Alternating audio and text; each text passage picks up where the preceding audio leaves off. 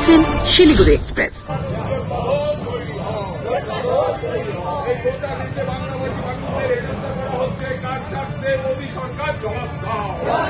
দেশজুড়ে বাংলাভাষী মানুষের উপর আক্রমণের প্রতিবাদে জলপাইগুড়ি শহরে মিছিল ও প্রতিবাদ সভা করে সিপিআইএম। শহরের ডিবিসি রোডে জেলা দপ্তর সুবোধ সেন ভবন থেকে মিছিল শুরু হয়ে কামারপাড়া উকিলপাড়া ঘুরে কদমতলায় মিছিল শেষ হয়। মিছিল শেষে প্রতিবাদ সভা হয় কদমতলা মোড়ে।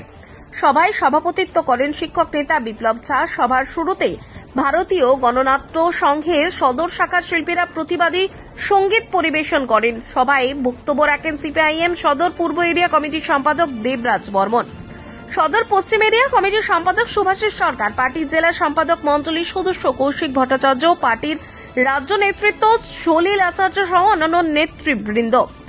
দেশ জুড়ে বাংলাভাষী মানুষের উপর আক্রমণের প্রতিবাদে বাংলাভাষী মানেই বাংলাদেশী দেশ জুড়ে আরএসএস বিজেপির এই তথ্য তুলে ধরার প্রতিবাদ জানিয়ে সংবিধান বিরোধী আরএসএস বিজেপির বিরুদ্ধে ধিক্কার জানিয়ে বক্তব্য রাখেন নেতৃবৃন্দ।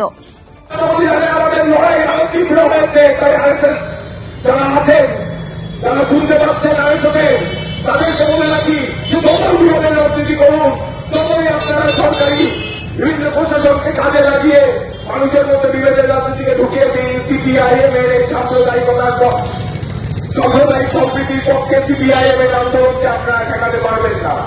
আর আমরা বলছি সাধারণ মানুষ, আমরা আপনারা যারা আছি সবার কাছে আমাদের আবেদন যে বাংলা ভাষার নামে বাংলাভাষী মানুষের ওপর বাংলাদেশি গল্প লাগিয়ে যে আক্রমণ বিভিন্ন দেশে নামিয়ে আসছে, বিভিন্ন রাজ্যে নামিয়ে আনা হচ্ছে, যারা দীর্ঘদিন ওই রাজ্যগুলোতে বসবাস করে, হয়তো 20 বছর আগে ওখানে গিয়ে স্থায়ীভাবে বসবাস করছে, কিন্তু নিজেদের মধ্যে বাংলায় কথা বলে, নিজেদের পরিবারের মধ্যে বাংলায় কথা বলে, সেই সব মানুষের উপরে যেইভাবে অত্যাচার নামিয়ে আনা হচ্ছে তার বিরুদ্ধে প্রতিবাদ করুন।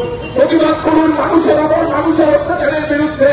প্রতিবাদ করুন এই আরএসএস বিজেপি যে বিভাজনের রাজনীতি করছে, মানুষকে মানুষের বিরুদ্ধে এগিয়ে দিচ্ছে, এর বিরুদ্ধে প্রতিবাদে সোচ্চার হতে হবে। এর বিরুদ্ধে প্রতিবাদে সোচ্চার হতে হবে এবং একসাথে ওই কেন্দ্রীয় সরকারের উপর চাপ দিতে হবে, রাজ্য সরকারের উপর চাপ দিতে হবে। আপনি কেন নিরাপত্তা দিতে পারছেন না? আপনার রাজ্যের যে মানুষটি আপনাকে ভোট দিয়ে ওই রাজ্যের প্রশ্নে বসিয়েছে, সেই মানুষটি যখন অন্য রাজ্যে গিয়ে কাজ করছে, সেই মানুষটিকে আপনি কেন নিরাপত্তা দিতে পারছেন না? ওই মমতা ব্যানার্জির মুখে এই প্রশ্ন ছুড়ে দিতে হবে, আর ওই নরেন্দ্র মোদীর মুখে প্রশ্ন ছুড়ে দিতে হবে কেন আপনার দেশে, আমাদের নিজের দেশে আমাদের দেশবাসী আক্রান্ত হবে।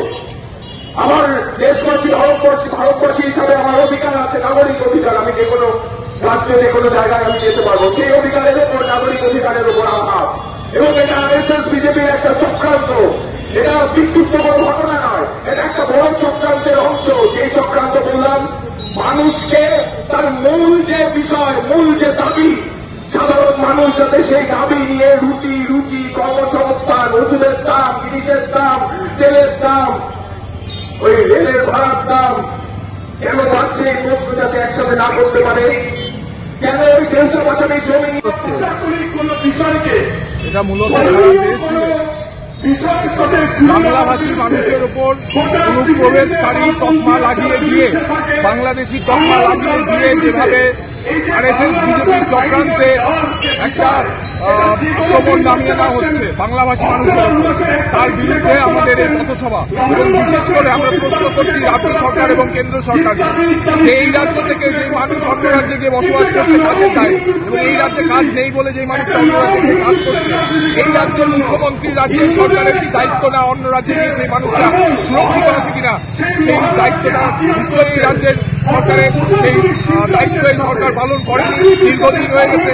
আমরা বলেছিলাম রেজিস্টার রাখতে হবে পরিযায়ী শ্রমিকদের, আর কেন্দ্র সরকারের যে বসে আছে তার সারা দেশে বাংলাভাষী মানুষের উপর যেভাবে অত্যাচার নামিয়ে আনা হচ্ছে, যা শুধু তার ভাষার নিরিখে তাকে বাংলাদেশে অনুপ্রবেশকারী বলে, এর দায়িত্ব কেন্দ্র সরকারকে নিতে হবে এবং অবিলম্বে সেই সব মানুষের সুরক্ষা এবং বিজেপি এবং আরএসএস এর যে বিভাজনের রাজনীতি, মানুষের মধ্যে ভাষা, ধর্ম, বর্ণের ভিত্তিতে মানুষকে ভাগ করে দেওয়ার যে চক্রান্ত, তার বিরুদ্ধে আজকে আমাদের এই।